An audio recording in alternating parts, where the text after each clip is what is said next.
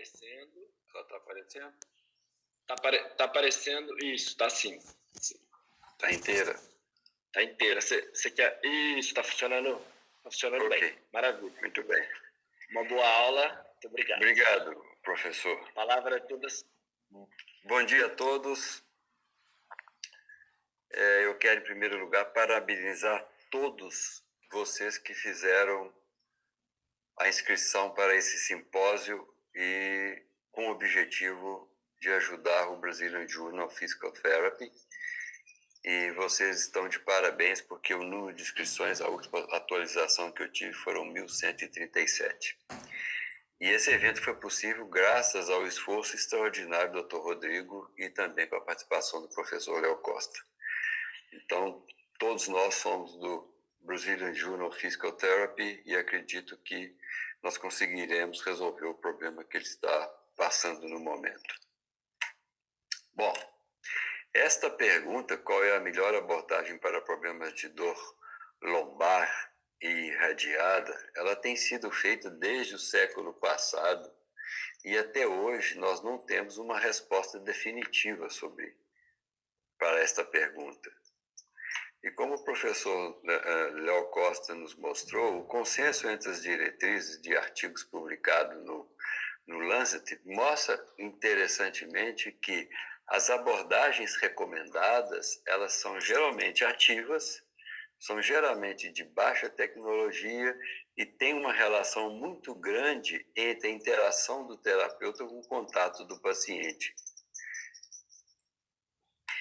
Como o professor Rodrigo disse, a classificação é essencial nos pacientes que apresentam dor lombar, pois nem toda a dor lombar é da mesma natureza e responde à mesma intervenção. Então, classificar hoje é uma atitude hoje na fisioterapia muito importante para poder melhorar os desfechos desses pacientes.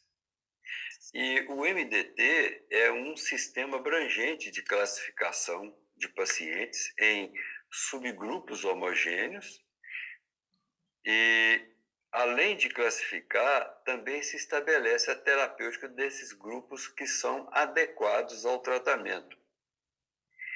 E esse processo se faz através de uma tomada da história completa, junto com um exame físico, e através das respostas dos sintomas e as respostas mecânicas, quando se aplica estratégias de carga, que são movimentos repetidos ou posições sustentadas, você classifica em subgrupos homogêneos. Esses são os subgrupos comuns que nós temos para a coluna lombar. São 3 síndromes MDT e são classificações de outros, que são mais 10 classificações. Bom, essas classificações, cada uma vai ter uma apresentação diferente na história e cada uma se vai mostrar de uma maneira diferente no exame. Então, para você conseguir abordar cada uma dessa classificação, é importantíssimo fazer a identificação de cada delas. Então, no caso do método Mackenzie, conhecido como MDT, nós temos as 3 primeiras, que são as mais comuns, e o desarranjo é a classificação mais comum encontrada na população, mas não podemos deixar de esquecer que existem mais 10 outras classificações para esses pacientes. E uma etapa clínica vital para essa classificação é o foco na centralização e na preferência direcional. A preferência direcional, dentro do nosso sistema, ela é conceituada como um fenômeno através do qual uma direção específica de movimento e de posição produz uma melhora duradoura nos sintomas do paciente, que é sempre acompanhado também com a melhora mecânica e uma melhora funcional. E a centralização é também um fenômeno observado por um processo pelo qual a dor distal ela é progressivamente abolida em direção distal a proximal como resposta a essas estratégias de carga. Então, o sintoma é progressivamente abolido. Depois de feita a classificação e o diagnóstico do paciente, o processo de tratamento ele é baseado na educação e capacitação do paciente. Ou seja, se o paciente vai cuidar do seu próprio problema de acordo com a filosofia do sistema, é importantíssimo educar e capacitá-lo para ele mesmo lidar com o seu próprio problema, dando independência ao paciente e, ao mesmo tempo, ele ter a habilidade de lidar com problemas caso sejam recorrentes no futuro. A partir daí, como nós estamos falando em evidência nesse simpósio, a pergunta vem sobre qual é o estado da evidência para o MDT no momento atual. Bom, sabemos que toda abordagem fisioterapêutica, quando ela é colocada sob escrutínio científico, ela nunca vai ser unânime em todos esses escrutínios. Você vai ter estudos que vão privilegiar um tipo de abordagem, estudos que vão privilegiar outros tipos de abordagem, que vai mostrar muitas vezes sem diferença entre eles. Eu vou fazer uma apresentação para vocês aqui sobre o estado da evidência do MDT. Ele é do sistema de classificação mais amplamente pesquisado no cuidado musculoesquelético, mas nós temos conhecimento que ainda há muito para ser feito para testar todo o potencial possível para o MDT. Em relação à confiabilidade do sistema em os testadores chegarem à mesma conclusão, existem 3 estudos que mostram que a confiabilidade entre esses terapeutas que são treinados no sistema é uma confiabilidade bastante aceitável, com níveis de moderado a bom. E outros estudos mostram que a confiabilidade do MDT ela depende do treinamento e da experiência do profissional. Ou seja, à medida que você vai aumentando a sua experiência e ganhando conhecimento de treinamento no sistema, você vai tendo condições, então, de apresentar uma confiabilidade em termos de determinar a classificação e estabelecer um tratamento com melhores desfechos. Com relação à centralização, estudos, por exemplo, publicado por Fritz em 2000, mostrou que a confiabilidade de se encontrar a centralização entre estudantes em treinamento do MDT com aqueles que já são experientes, também uma resposta bastante significativa em termos de confiabilidade. Essa revisão de 2018, com estudos de alta qualidade metodológica, mostrou que a confiabilidade é bastante aceitável entre pacientes de dor lombar quando ela é realizada por clínicos que são credenciados ou diplomados em MDT. Então, o nível de treinamento determina a confiabilidade em termos de classificação. A taxa de prevalência da centralização feita por 2 estudos em 2012 e 2014, ela é variável e principalmente dependendo da definição de centralização usada, mas em pacientes agudos nós notamos que a taxa é um pouco maior, 76%, subagudo menos 50% e pacientes crônicos 40%, mas a média entre essas 3 condições, aguda, subaguda e crônica, é aproximadamente 40%. Ou seja, de toda a população de pacientes com dor lombar, você tem, no mínimo, 40% de chance de identificar a centralização durante a sua avaliação com esses pacientes.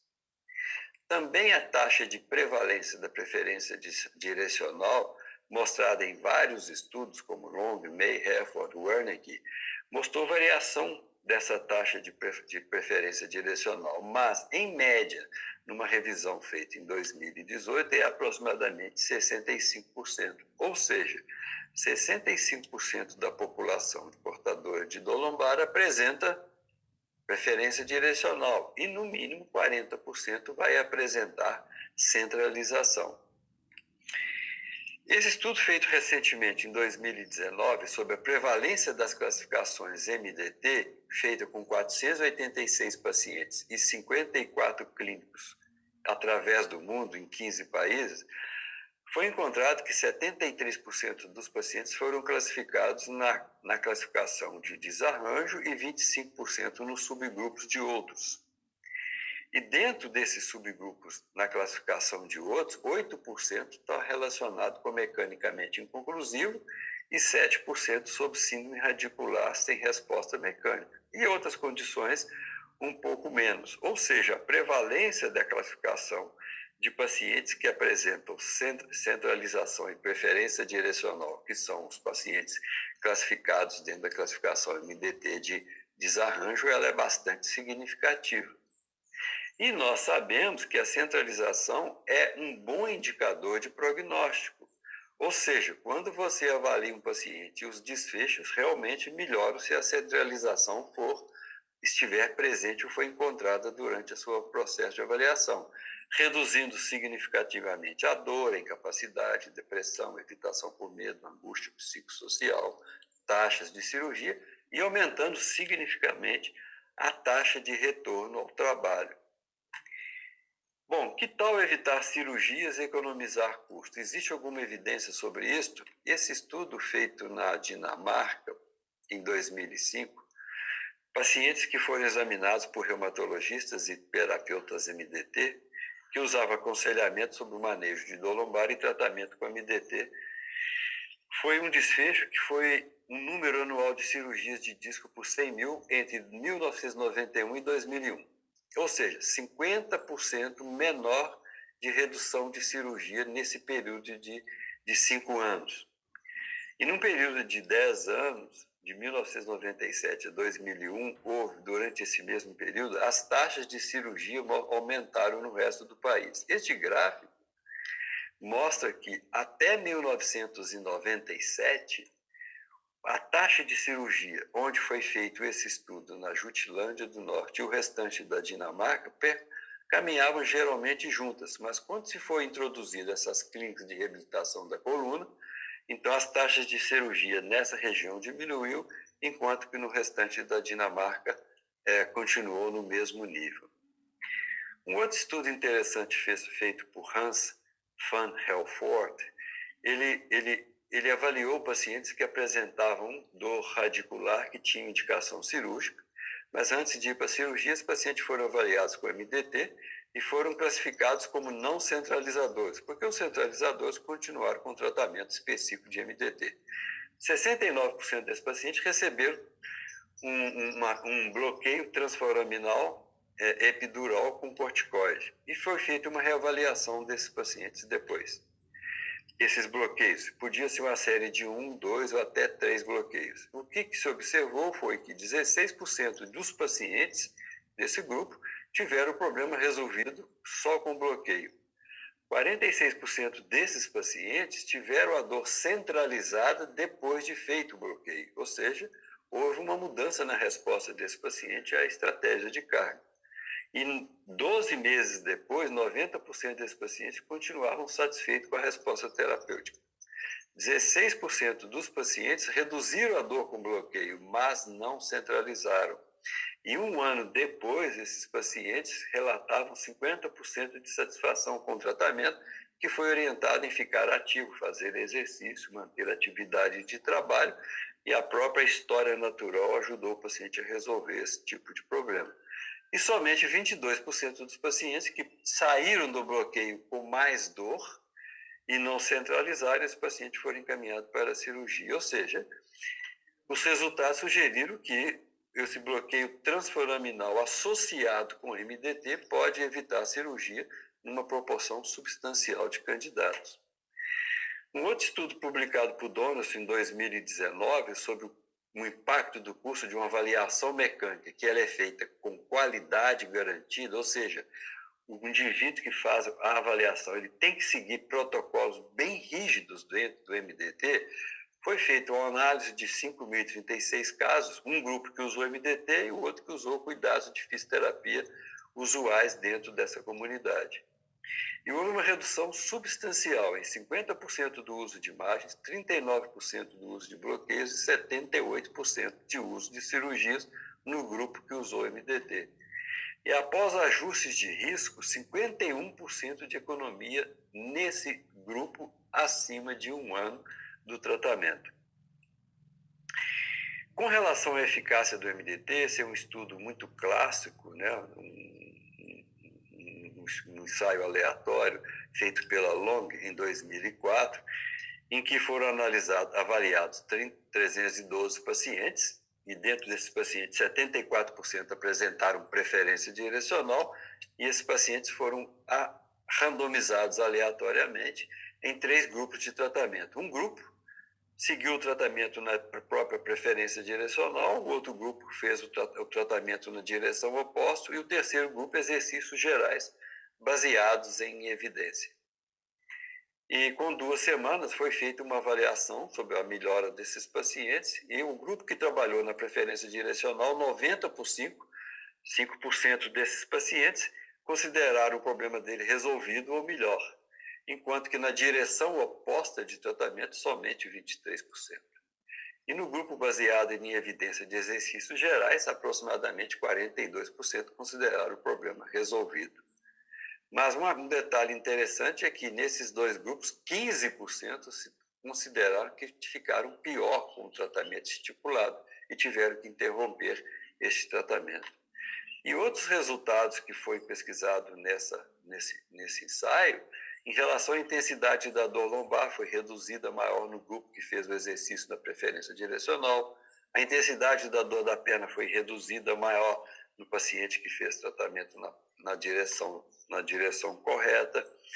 O uso de medicação por dia para a dor lombar reduziu em 56% nos pacientes que estavam tomando remédio no grupo que fez o mesmo preferência direcional, e o Roland Morris Disability Questionnaire reduziu significativamente a incapacidade nesse grupo comparado com os outros 2. Um estudo comparando o MDT e manipulação da coluna feito por Peterson em 2011 em pacientes com dor lombar persistente, inclusive com centralização e periferização, ou seja, os pacientes que apresentaram preferência direcional ou centralização, foi comparado o MDT com a manipulação da coluna vertebral no outro grupo. Ou seja, foram 350 pacientes com dor lombar e radicular com mais de 6 semanas de sintomas. Houve um follow-up de 1 ano e com baixa desistência desses pacientes, e o resultado mostrou principalmente que os pacientes relataram sucesso em 2 meses, 71% comparado com manipulação, mostrando esse estudo que os pacientes que usam autotratamento, que é a base do MDT, conseguem ter resultado, às vezes, até mais rápido e melhor do que a manipulação. Outro estudo feito na Dinamarca por Han Albert, também mostrando a eficácia do tratamento conservador para pacientes com a ciática severa, esses pacientes tinham indicação de cirurgia, comparou o MDT com exercícios gerais para membros inferiores. Foram 181 pacientes com dor radicular, agudos e crônicos. Os pacientes foram separados em 2 grupos, que fizeram exercício para membro inferior, e o grupo que fez MDT dentro da preferência direcional ou paciente que apresentavam centralização. Foram 5 médias, 5 tratamentos e baixa desistência também. O grupo MDT teve resultados significativamente superiores na maioria dos desfechos, como na melhoria global, licença médica, condição de trabalho, e o mais importante, os pacientes tinham pelo menos, no mínimo, 3 sinais de comprometimento neurológico da raiz, e houve redução desses sinais. Às vezes, alguns pacientes até eliminação total desses sinais de sofrimento da raiz, e houve aumento da satisfação dos pacientes. Um gráfico com a evolução de 1 ano mostra que os pacientes com MDT se sentiram muito melhores em 8 semanas, muito melhor em 1 ano comparado com exercícios gerais, pouco melhor em 8 semanas, o MDT foi superior, assim como pouco melhor em 1 ano, praticamente bateu o resultado. Mas os pacientes com 1 ano, que não, o MDT ficou igual, em 1 ano o MDT ficou muito melhor. E com relação a revisões sistemáticas e diretrizes, essa diretriz que foi publicada no JOSPT em 2012, relata que os clínicos devem usar movimentos repetidos específicos para promover a centralização em pacientes com dor lombar aguda e crônica, com recomendação baseada em grau A, forte evidência. Stines, em 2016, fez uma primeira revisão específica sobre dor na perna relacionada com dor lombar. E ele relatou o seguinte, que aqueles que pontuaram mais foram aqueles com evidências de métodos de desenvolvimento mais robustos, com mais trabalho publicado, demonstrando confiabilidade, validade e generação. Então, entre 22 possíveis sistemas de classificação, numa escala de 0 a 7 de pontuação, o MDT foi o que conseguiu uma pontuação de 5,5 comparado aos outros por essa robustez de apresentação. O American College of Occupational Environment Medicine, em 2016, publicou uma guideline mostrando que uma avaliação mecânica inicial usando teste de movimento repetido na amplitude final para determinar a presença ou ausência de centralização ou preferência direcional mostrou guiar tratamentos com exercícios direcionais associados a melhores resultados. Lam fez uma revisão sistemática em 2018, com 17 estudos incluídos e 11 foram selecionados para análise. Interessantemente, ele mostrou que, igualmente, nos pacientes agudos, o MDT é tão eficaz quanto outras intervenções. Enquanto que nos pacientes crônicos, a evidência é moderada a alta de que o MDT é mais eficaz na redução de dor e incapacidade do que outras intervenções. Então, a conclusão foi o seguinte, que na dor lombar aguda, o MDT pode ser tão eficaz quanto outras intervenções, usando uma abordagem primariamente de autotratamento, e que ele é mais eficaz na complexa população de dor lombar crônica. Então, talvez não seja tão ruim para colocar o paciente no controle do seu tratamento. Halliday, em 2019, tentou fazer uma revisão e fez uma revisão sobre comparando aqueles fisioterapeutas que seguem os princípios básicos do MDT comparado com aqueles que usam parte do processo do MDT. E ele concluiu que o tratamento consistente com os princípios produz reduções significativas maiores na dor e na incapacidade. E que os clínicos que usam MDT para dor lombar devem usar uma abordagem consistente nos princípios para otimizar os resultados de dor e incapacidade. E o MDT como sistema biopsicossocial, será que existia alguma evidência? Bom, efeitos positivos foram demonstrados em relação a várias situações, como angústia psicossocial, sintomas de depressão, evitação de trabalho por dor e medo, evitação por medo, cinesiofobia, Starter-Beck. Wernicke, em 2011, fez um estudo tentando fazer uma associação entre angústia psicossocial, função e dor, em 692, em vários multicentros, pacientes com dor lombar e na perna que foram avaliados e tratados por clínicos MDT. Ele observou que 50% desses pacientes apresentavam angústia psicossocial média alta na entrada do trabalho e 75% relatou menos angústia e melhores resultados funcionais após a alta. Ou seja, 81% desse coorte, os pacientes apresentaram níveis baixos de risco psicossocial na alta e, consequentemente, com a melhora na função e na dor desses pacientes. Esse estudo interessante feito por Hiroshi Takasaki, no Japão, sobre se os terapeutas Mackenzie têm uma perspectiva mais biopsicossocial do que os fisioterapeutas gerais, ele mandou um questionário para 90 fisioterapeutas, 44 foram certificados, credenciados MDT, e os outros 46 fisios gerais. Eles completaram um questionário de crenças de dor relacionado à profissão, ao fisioterapeuta, e saber qual que tinha maior orientação biomédica em relação ao biopsicossocial. E observou que os clínicos MDT apresentaram uma razão biomédica comportamental estatisticamente menor que os físios em geral. Ou seja, o fisioterapeuta treinado em MDT teria uma habilidade melhor para poder lidar com medo, raiva, crenças, ansiedade e cognição. E com relação aos riscos psicossociais, nós já sabemos o valor do grupo de Starter-Beck, que tem um risco alto. O paciente tem uma chance para cronicidade muito grande e deve ser abordado de acordo com a orientação do Starter-Beck, na maneira de abordagem mais adequada. Então, Wernicke, em 2018, selecionou 109 pacientes com risco alto no Starter-Beck, fez uma avaliação MDT e 65% desses pacientes apresentaram preferência direcional. E os resultados funcionais na alta desses pacientes com grupo de preferência direcional foi significativamente maior na melhoria da condição funcional, sugerindo que pode ser uma opção terapêutica nesses pacientes de risco alto no Start-TBEC, usar o sistema EDT como avaliação e tratamento. E essa revisão sistemática feita em 2019 por Kurnal sobre o método Mackenzie associado com resultados psicossociais, foram 16 estudos, 4.000 pacientes, um ou mais resultados psicossociais. E ele observou o seguinte, que a associação com diminuição de evitação por medo, angústia psicológica, sintomas de depressão e o aumento na autoeficácia para a dor.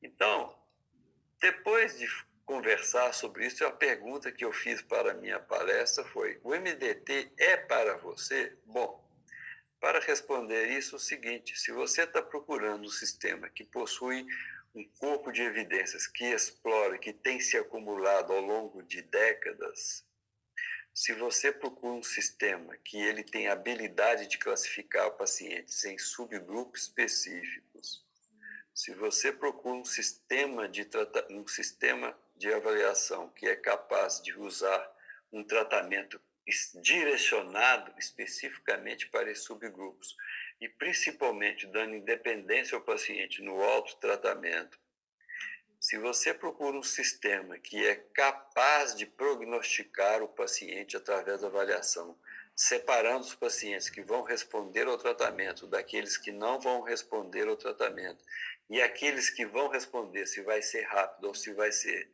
devagar, se você procura um sistema que tem habilidade ou capacidade no terapeuta de ser profilático, ou seja, pelo fato da dor lombar ser recorrente e com o processo de educação e capacitação do paciente, reduzir a intensidade das crises, reduzir a duração das crises, dar habilidade ao paciente para lidar com as crises futuras, e, ao mesmo tempo, um sistema capaz de lidar com questões psicossociais, baseado em autocuidado, capacitação, movimento e educação para lidar com todo esse tipo de problemas psicossociais, a resposta é sim. O MDT pode ser uma opção para você usar com seus pacientes. Eu agradeço a atenção, estou disposto e pronto para as nossas discussões. Muito obrigado, professor Liberato. Realmente impressionante assistir sua palestra aqui, é maravilhoso. Vamos dar sequência à palestra do grande